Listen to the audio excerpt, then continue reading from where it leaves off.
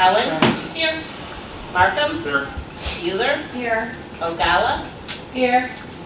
Summers? Here. Trinier? Here. We have Ms. Winfrey, Mr. Ferry, and Mr. Frizzalone. Judy, would you lead us in the pledge? I will. That's yours. I pledge allegiance to the flag of the United States of America and to the republic for which it stands, one nation, under God, indivisible, with liberty and justice for all. Okay. I would entertain a motion for approval of the meeting minutes from June 11th. All those in favor? Aye. Those opposed, same sign. I saw the newsletters. We have 4. Anything, Mimi, that you want to maybe chat about? No meeting. Anything in here stood out to you? No? Beth had some questions and mentioned some things regarding the cannabis, the part of the law that talks about minority opportunities, and also about something with the junior college, right? Yeah, the law also establishes cannabis job training programs at community colleges. The majority of these programs at schools where the student population is more than 50% low income. And I was wondering if Joliet Junior was one of those identified community colleges and what we know about that part of it, if it's even been rolled out. I don't know. I would assume Joliet's really close to being in that neck of the woods of the minorities, and I think there's a pilot program for I think 9 or so community colleges throughout the state that they're going to award this type of program to. So, but I haven't talked to Joliet Junior College, but I would assume they're looking at it. But How would we find out for sure? I'm just curious. I mean, I can look at it. Can you Yeah, I'll look at I it. just would call. Can we look at Prairie State as well, because that, the junior college covers my fingers, Sure. right? Yes. I think we have a small swatch of it too. Yeah, just check with them. And is there an actual, this cannabis business development fund intended to lower licensing fees and provide low-interest business loans for minority entrepreneurs? Is that really rolled out where someone that wants to look at that program can really look at it, or is that still in the works? You know, my understanding of the program right now is that the existing suppliers, and Mike probably knows more about this than I do, are really the ones that have the license, but they have these boutique type growers, where they're going to be smaller type growers, and that's geared at people that maybe not have the financial wherewithal to get into the business that these loans will be available to, and more geared towards the smaller developed growers, and then eventually maybe to expand their operations once they get established. That's my understanding. None of the rules have been promulgated yet, so there's a lot that has to be looked at through the JCAR process, so I'm sure they're going to be doing that as quickly as possible. But I don't know if that answers the question. I think that I just need to do a little more research. I'm just curious what the exact program is for the small business owner, but it doesn't sound like it's all fleshed out in the junior college opportunities. We can just stick with it as things evolve. And we're going to have a committee of the whole, Brenda was going to speak to you about it in August regarding the capital bill and its effects on Will County. I'm hopeful to have people here that will be able to answer questions like that. Beth? So the cannabis would be included in the capital bill?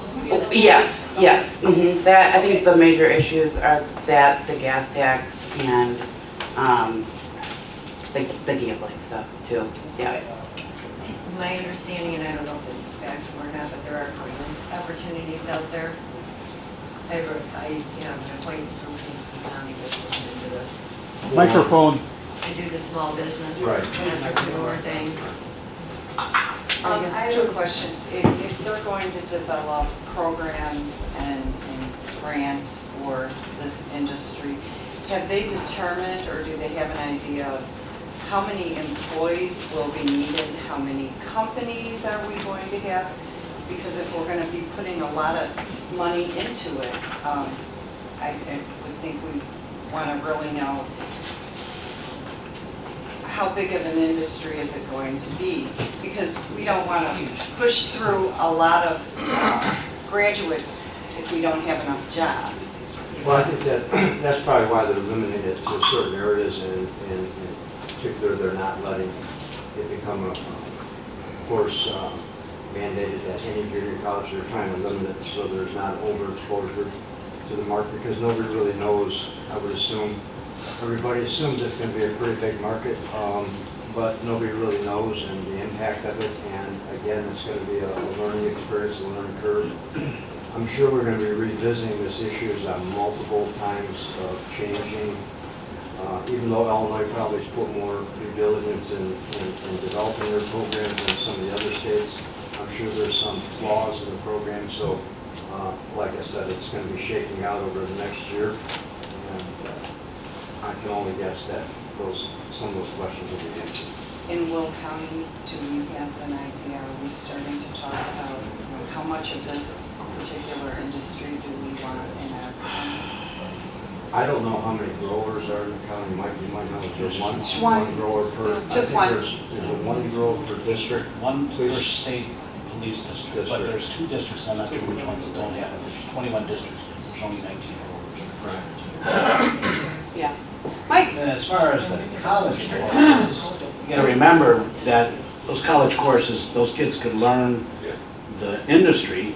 That doesn't mean they'll work here. They can go to California or Washington or somewhere else. So we're not just creating our own people, although a lot of them will get jobs in the industry. And as far as the smaller part of the industry, the grants and all those things sound great, but you gotta remember, whoever it is that are starting these processes have to go through the same thing that the other growers have to go through, which is a lengthy licensing and barcoding and all the kinds of things that you have to do so that everything is monitored. For example, in our facility, I think we have 76 cameras in the grow part of the facility that go back to the state police. So they're in charge of helping monitor that. So when they start putting these smaller growers in, they're going to have some kind of oversight. So there's tons of rules that will have to come out and figure out how they're going to manage all this and monitor it all. So I think even though January 1st is the date, my feeling is that the existing 19 growers in the state will be the ones supplying for a while. I don't think some of these smallers would get online until way later next year because of all the hoops and jumping. And Mike, you're right, it's a very lengthy process, and they're very selective. There was an acquaintance of mine, my accountant, that was part of a group that was trying to get one of those licenses, and they didn't win the lottery. Right. So Yeah, that was Lottery Plus. Yeah. And all of the background checks and all of the Yeah. stuff they have to do. So it sounds good. Okay, we're going to give some smaller people an opportunity to create, but they still have to jump through all the hoops and stuff. So that'll take a while. In the meantime, what's happening is all the existing growers are doubling capacity right now because they know that they're going to have to meet the demand. And there is that interesting law too, that if the demand outgrows the growth of the product, medical marijuana will still have to be served first. So if the need is medical, then there might not be as much recreational available. So there's a lot of things that are going to happen yet. Anybody want to take another toke? More questions? Anyone? Were you saying that one? Yeah. I will make a comment. My cousin purchased an ointment, or A cream. it's kind of like a cream, but it's firm, and it has this CBD. CBD, but CBD. that is not marijuana. Okay. That is hemp. There's no THC in it. It's a totally different derivative. That was allowed because of the agricultural law that came out. So that's a totally different crop. They sell it at Family Video. I know But you can it's buy it very everywhere. effective. Yeah. A lot of people have. She loves it. I may have to go buy some. Thank you for that endorsement. I got more pains than I know what to do. So any more questions? Marijuana? Herbs? I know they won't have any problem with that. They get it now. There you go. Lots of people get it now and it's not legal. A couple more things. One that was in the ISACO newsletter, Beth brought up a question about IRMA, I-R-M-A, estimating that leveling the playing field for Illinois retail law could generate $460 million in additional annual sales tax revenue. I just wonder, do they have a printer in the back room at Irma? Where are they getting this money from? I mean, why do they assume that there's gonna be more money? She was asking, and it doesn't affect us, it's a state and a municipal tax, I think. Well, if you have a sales tax, yes. Yeah, because we don't have a sales tax, as I, No, you have it, yes, you have it. through the RTA, but do we have another one? You have it in the unincorporated areas. See, I never shopped there, so. We have shame on me. 1% unincorporated areas and 1/4% countywide. Okay. I was just curious how that would affect the county. I mean, I'll look at that's the thing I was looking for a number on, when we were just discussing Yeah. the impact on the county, because that's quite a projection. it. I'll look into it. Yeah. But, I don't know, I must have missed the class where they told us how much tax we were collecting on sales, because I didn't see that before. You know, Jim? they give a report every month. I don't know if Ken says. Ken's behind you, he's back. But there's the sales tax and RTA tax. I always hear the RTA, I never There's a hear the sales So they tax. report on it monthly, and it's a little less than the RTA tax, because they don't tax food on the regular. Okay. Well, it's one of our biggest revenues.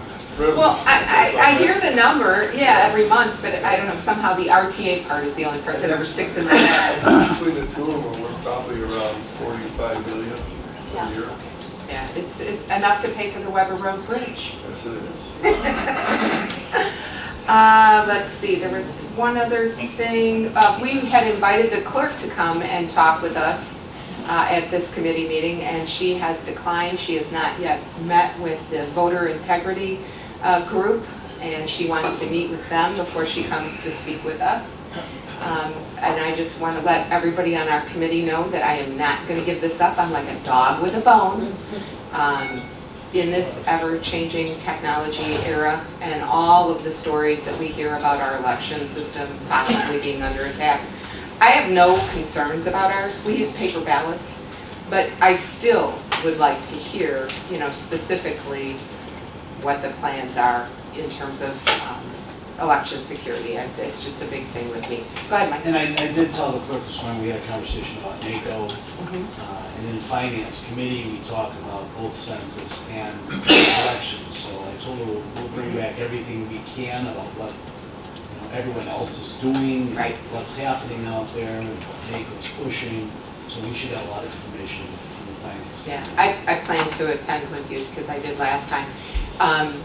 There are two bills that have been introduced, one by the minority party, one by the majority party in the House. But, we've had bills introduced before that didn't really go anywhere. I read the synopsis of it, and I thought it was in our NACO newsletter. Maybe it is, but maybe it's not in the July 1st one.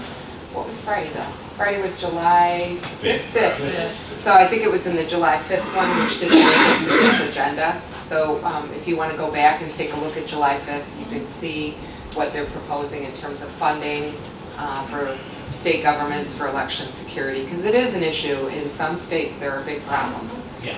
Because everything's electronic and they have no paper record. That's the part, like I said, I'm not real concerned about ours, but there may be other things that could be done that we're not aware of. And that's what this ballot integrity group was going to talk to us about. So they are still on the agenda. We are not letting them go. Who is exactly the ballot integrity group? They're just a not-for-profit group that came and presented to the state senators. We've met with a bunch of the state legislators. Yeah. I think most of their membership is in the DuPage County area. But they've just been working on this for Any other old business? Brett, do you have anything else you want to tell us about No, I'm just here legislative? to, Anything big happened since they no, not split? really. Other than signing the capital bill, that was about it. Okay, all right, very good. So if there's, I want to. oh, go ahead, Beth. On the SACO newsletter, they're encouraging counties to prepare committees like Cook County did on a complete, it's called a complete count committee for the census. And I'm just wanting to have a short discussion on people's views of doing that here in Will County. That's something that's been named this week. I was not aware.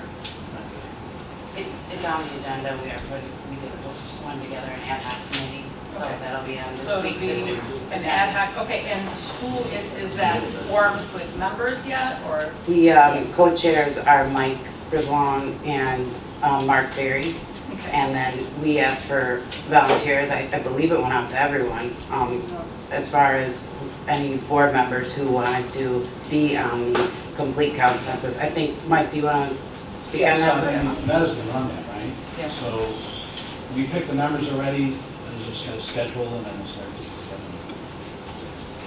I actually spoke to Mark Berry this morning, and because a lot of people are going to be gone for NACO, we're hopeful. I'm hopeful that we will be able to schedule a meeting. They've already gotten some materials, which I'm happy to forward on to you if you're interested in it, about the census, and we're hopeful, to be preparing like every other county is. The other thing is too is, we expect to get stuff back from NACO as well, which will, so we kind of wait a little bit.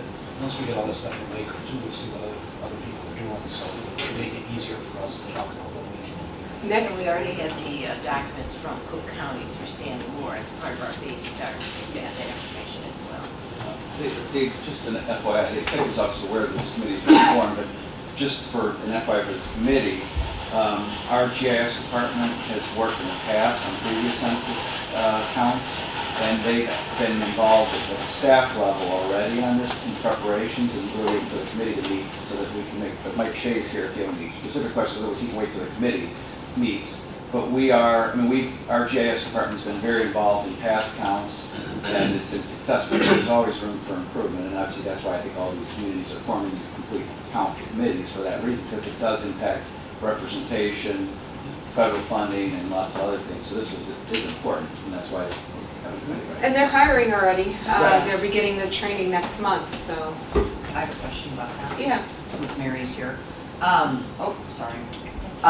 Mary, can county board members work for the census, work as census takers or anything like that?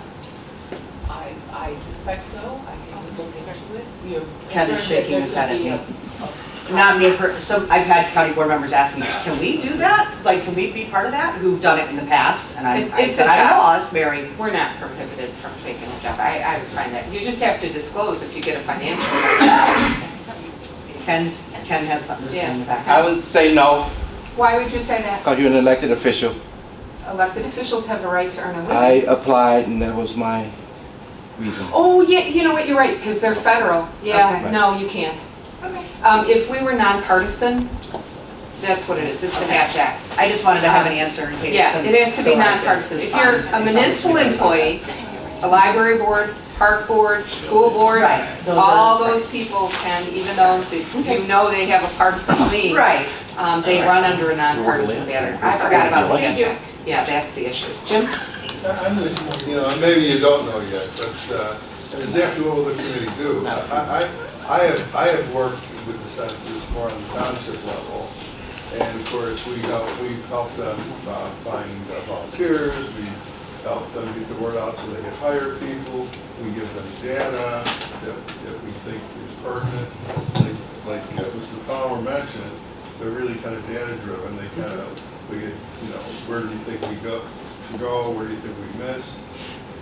So I don't know exactly, which is more of an administrative function, it's a data function. So I'm just curious, so what do you think the committee's going to do?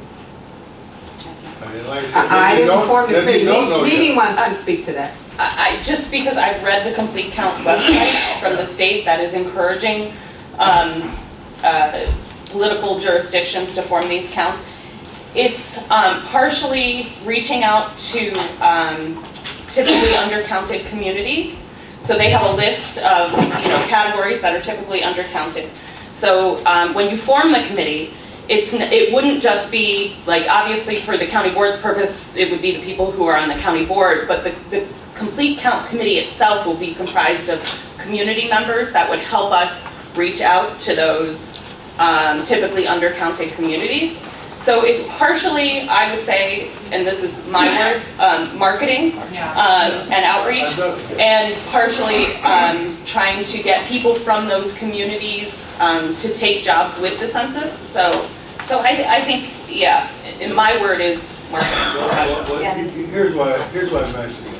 I think actually the executive branch is better suited for this, more than the legislative branch reaching out. I want it to be effective if we're going to do something. Not that the county board members can't be involved. I'm just telling you that I think it's going to be a tough committee to be effective, that's all. I mean, certainly, especially those areas that you're going to be undercounted, you want to really work with those county board members that represent those areas. But I just want to point out, and I've done it, and it has been a marketing and just assisting them where they need to. It's kind of getting the word out.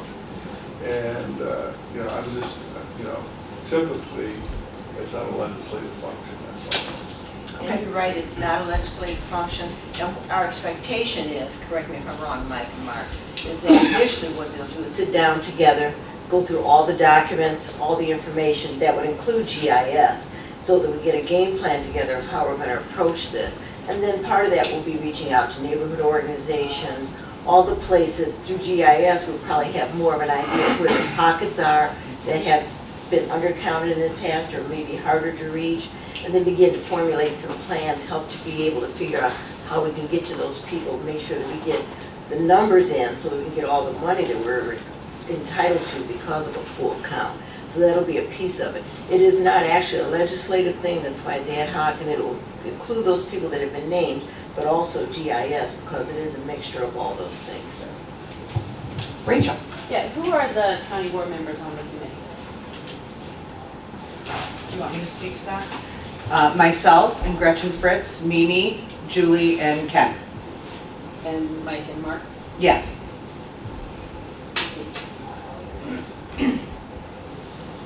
Any other? Is Mike and Mark a part of the committee, or I heard you said they were Oversight. oversight, okay, okay, We help you bring the members together. right, okay. Who's the chair, who's the vice? If somebody needs you about it. Retta's chair, and the vice is Gretchen. Gretchen. Thanks. All right, any other questions? Any other those business we want to talk about? Okay, well, I'm just going to mention, we're gonna take up our first issue on new business, which is the public hearing for video gambling. Some that have been on the board longer remember that we did do this before, and there was a lot of testimony. I think because it was new, it was quite controversial. I think at the end of the day, obviously there's been some change of heart. We've got new board members, so we're going through the process again. And so that's why we're having the public hearing today. I'm going to entertain a motion to open the public hearing regarding the video gambling. Second. All those in favor? Aye. Oh, actually, we got to have a roll call. Never mind. Roll call, please. Rice? Yes. Berkowitz? Yes. Brooks? Yes. Helen? Yes. Markham? Yes. Mueller? Oh, Donald? Yes. Summers? Yes. Trinier? Yes. There she is. Mueller? Yes. Wonderful. Motion carries. Motion carried. Look at there. And we have two people that have signed up to speak. I'm going to call the first one Early. Do you want to? Early Deloach. Thank you for the. From the Fort Erie Elks. Early is not early, he's right on top. I say that's always late. Oh, that's what you start. Good morning, Madam Chair, Good morning. members. I'm here representing Fort Erie Elks Lodge. I'm happy to see in the back of me, I have our life member, Mr. Fred Henderson Sr. Raise your hand, Fred. I have another life member, Mr. Walter L. Robinson. Walter, there you are. Our current exalted ruler, Michael T. Wright, and our member, Isaiah Williams, Jr. The reason we're here, we're trying to obtain video gaming machines. I'm going to give you a little background of 40 Elks Lodge. 40 Elks Lodge, numbers 167 3545 South State Street, Lockwood, Illinois, was organized in the city of Joliet in 1909, as the same year that the NAACP was formed, as a subordinate lodge of the Grand Lodge of the Improved Benevolent Protective Order of Elks of the World. Our mission is that the welfare and happiness of our members be promoted and enhanced, that the nobleness of soul and goodness of heart be cultivated, that the principles of charity, justice, brotherly love, and fidelity be inculcated, that its members and families be assisted and protected, and that the spirit of patriotism be enlivened and exalted. During our existence, 40 Elks Lodge has contributed to many charitable causes, including, but not limited to, the Morning Star Mission, Joliet Chapter NAACP, Special Olympics of Illinois, Senior Services of Will and Grundy County. We have a cap and gloves program for the grade schools of Lockport and Joliet. We sponsor a back-to-school picnic. We have an educational assistance program. And we also sponsor our annual Easter egg hunt. And we help families who've been distressed with fires and other catastrophes. Just like the state of Illinois, Will County, everybody's in search of revenue. That's just a plain fact. When the video gaming was first opened up, 40 Elks Lodge, in its infinite wisdom, as you do here, we voted not to pursue it. Times change. The need of revenue constantly expands. Our need to help service our communities and the things we're trying to accomplish have increased. Our age has went up. Our dues will not just sustain what we do. But we do have partners with the Maywood Wheaton chapter of Kappa Alpha Psi Incorporated. They assist us with our educational as well as our youth program. They've been a tremendous asset to us.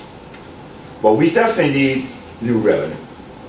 If you look at what I said about our address, 3545 South State Street, that's north of the old prison on Collins Street, where Collins Street turns into State Street. We are surrounded by a salvage yard, Old Hair Towing, another automobile repair place. There's no residential area, so it's not like we're going to be inconveniencing homeowners or people who just, you have to really go out of your way to come to 40 Elks Lodge. That's really about all I have to say. In fact, we just need the revenue, and I really thank you for your consideration. Absolutely. Second on our list is Herb Brooks Jr. Oh, he's got pass. Okay. Anyone else? We will take anyone else from the public that wants to speak. Jim? You know, as many of you know, I've been opposed to video games. And as the chairman mentioned, well, we didn't know what it was going to be. Well, it turned out to be a lot more than we ever thought it would be. Originally, they proposed it as a place that would be for bars and restaurants. It's not bars and restaurants, it's everywhere. I really believe that this is detrimental to families and the community. And there's no good of it. Who benefits from this? Now, service organizations, I think what we should be doing is pursuing legislative changes for service organizations so they can obtain video gambling. At least there's some redeeming benefit. It goes back into the community. But for the most part, it goes to a handful of individuals that are just going to put the money in their pocket, and there is no benefit, zero benefit to the public. And in fact, it has a negative effect. I would think that everyone in this room, everyone in this committee probably has known somebody who is a compulsive gambler, and they just ruin their lives and their family's lives. So I'm not opposed to gambling, but it should be a place of destination. It shouldn't be you walk in your local convenience store to get a gallon of milk and lose the rent money. And that happens. And you can say, well, they don't have control of it, but you're right, they don't. So I would say that I'm opposed to this, in part because there is no redeeming benefit to the public whatsoever. The money that, the revenue that the county collects will be pittance, really. So who benefits? But I do think that, since this is a legislative committee, maybe we should push and even try to sponsor something with the service organizations that do it on a state basis, legislatively. The idea that we're going to approve it because of service organizations is just not very good logical policy. So let's take care of the service organizations. Let's push for the state change. But on the local end, hey, look, I see no redeeming factor. And if it were this state in bars and restaurants, maybe I would feel a little differently. But when they pop up, whatever they call them, Dotties or whatever names they put on them, they put a cooler in with some wine coolers in it, and because they serve liquor, they get gambling, and all it is a gambling operation. That's the wrong message to send. I don't think it belongs in our neighborhoods. So, I'll continue to lobby everyone to get to be no vote. But I see no redeeming benefit to the county, to the residents of this county, and I feel for service organizations because they are having a rougher time as they age. But let's get some legislative changes in there. Thanks. Thank you, Jim. Mike? I have to agree with Jim. I really do think we should be trying to get legislation changed to allow a subset of service organizations, because I'm well aware of some Dottie, Pennies, whatever the third name is, organizations that are dying to come into unincorporated and just set up a mass amount of those things. I know one individual that already has 7 in municipalities, and he'd love to come to the county and start setting those up. And the problem is if we move forward and change this, it's not just for an organization, it's for everybody. So it kind of opens up a bag of worms. I mean, we'd love to help out the service organizations, and I think other service organizations, like Jim says, if we got them together and worked on legislation, it would be the best thing for everybody. Rachel? Yep, Rachel Ventura, the public comment I want to make is that I encourage you all to vote yes for this because it's a fairness aspect at this point. There are other areas that have it. The state has expanded gambling. There is a revenue that goes into our education. They've increased at the last bill the gambling, video gambling revenues that go into education. So to Mr. Muse's point, the people who benefit are children from that. Now I understand he was trying to say the people who gamble, what's the benefit to them? It's a personal choice, and I don't feel that our government should be dictating personal choices of that nature. So I'm asking from a fairness standpoint, not just for the Elks, but for everyone in Will County and all of the businesses. And as for them popping up at the convenience store, that's just not true. I want to be very accurate in this. You must have a core license. So yes, you then have to come to the county, you have to request a liquor license if you don't have one already, and then this county gets to approve that with the executive. So that is, they're not just going to pop up when we do this. So this is a fairness, I think, for the county, and I would encourage each and every one of you to vote yes for this. Thank you. Julie, do you want to? I have a question for the gentleman here from the Elks. Thank you for your perseverance and your dedication. It's very impressive, and for the love in your heart for our community. How much revenue are you hoping to get if you were able to put in video gambling? I'm just curious about that. And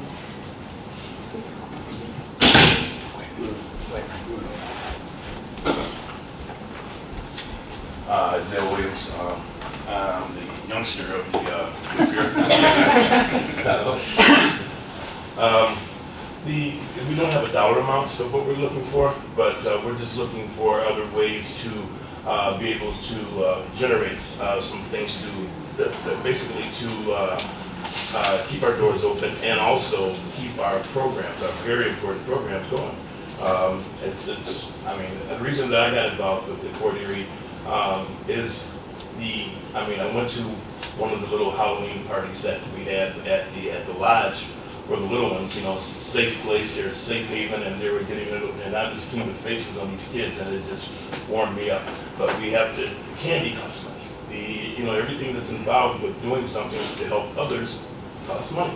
And so to answer your question, I don't have a dollar amount, but I just see the urgency and along with tagging along with the fairness of it for us to be able to keep our doors open and stay solid in that regard. Julie, I could give a little heads up on that. The Herald News reported that 1080 American Legion in Joliet, when they had the first year that they brought in video gambling, they brought in $25,000 in the first year. That was their revenue after they paid their taxes. Although I might anticipate the American Legion probably has more attendance than the Elks Lodge. It could be, but that's some numbers to provide that was reported publicly. So but you have seen your overhead costs, your taxes raise, and things like that, and that's creating a pinch for you. It is. Okay. It is. Thank you so much. Kevin? As I've said in the last 2 or 3 meetings, I see this more as a fairness issue because in the aspect that we allowed it in some and then came back and banned it, I think if the county would have banned it outright right at the beginning, I might be singing a different tune, but since we allow it for some businesses, I think that it's only fair to allow all businesses to have the same opportunities. Anyone else? Beth? I just want to reiterate what Kyler's saying. I don't view it as a question about gambling, but equity for the business owners, and I'm in support of allowing it unincorporated for that equity reason. Is there anyone else interested in speaking today? Is there anyone else? Anyone else? Okay. I'm going to entertain a motion to close public hearing. Second. And a roll call, please. Rice? Yes. Berkowitz? Yes. Brooks? Yes. Cowan? Yes. Markham? Yes. Mueller? Yes. Ogawa? Yes. Summers? Yes. Trinier? Yes. Motion carries. Okay. And our item number 2 is just the ordinance prohibiting video gambling in unincorporated Will County, the repeal of that ordinance. I don't know if we already voted on this at committee, but I'm going to entertain a motion again. I'll make a motion. I'll second. All those in favor? Aye. Those opposed, same sign? I'll I have a question. Sure, Gloria. Okay. Sorry, didn't mean to skip you. No, that's okay. Because it was concerning the ordinance, so that's why I was waiting to ask.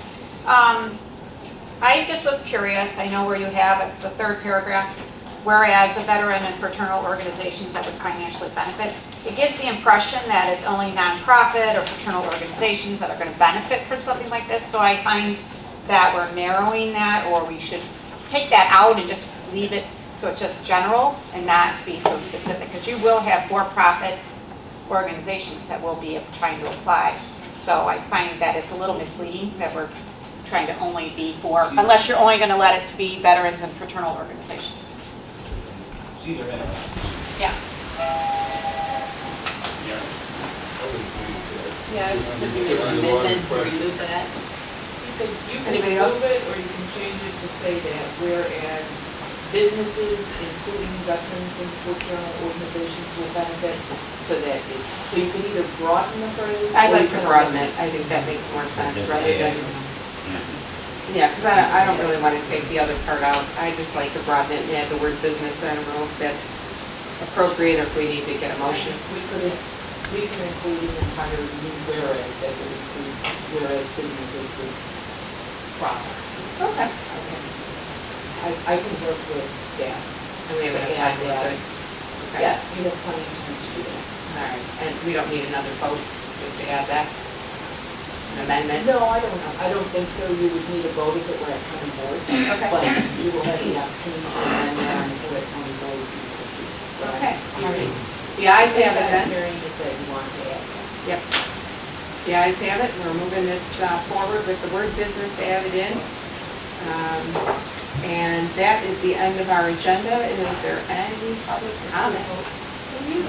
Yeah, we did a vote. Can you confirm if that will be at this, that this will be forwarded to this county board Yes. next month? Okay, Yes. so just want to confirm that for the public. Yep, yeah, it will be voted on at our July 18th county board meeting. Yeah, Judy's the only, so Judy was the no. All right, any other questions, discussion about any other issues? I do want to, yes, sir. Direct meeting on July the 18th, it'll go to the full board. Yes, sir. Yes, sir. It will go to the full board on July 18th. And 9 o'clock in the morning. The meeting starts at 9:30, and this will be probably in the legislative agenda part of the, unless the executive somehow takes it over, but it'll be in the legislative committee report, which would be halfway through the county board meeting, give or take, but we never know how long the beginning of our county board meeting is going to take, so be there at 9:30 or be square. Great, make sure Isaiah's here at 9 a.m. You want to wake him up early. Early is late. Yes, right. I'd like to say, I want to thank everybody. You're welcome. We've been fighting this band for over 2 years or something. And I really, from the bottom of my heart, 40 years, Lord 167, really appreciate what y'all doing to us. Okay, since there's no public comment, I don't have any additional report or announcements that I'm aware of. We don't have a need for an executive session. Our next meeting is going to be on August 13th. And if there's anything anybody would like to add to the agenda, something you want to move forward, we'll be back from NACO by then. We should have some time to maybe put something forward on there. Lori? Oh, good for you. Good for you. That is the day before school starts in our district. That is just disgusting. August 13th. Yeah, me too. Yeah, I just can't believe school starts in the middle of August now. I don't know what happened. It used to be Labor Day. I don't know. Okay. All right, well, I'll entertain a motion to adjourn, and then you guys can chit-chat. Thank you. Second. All those in favor? Aye. Those opposed, same sign. We stand adjourned.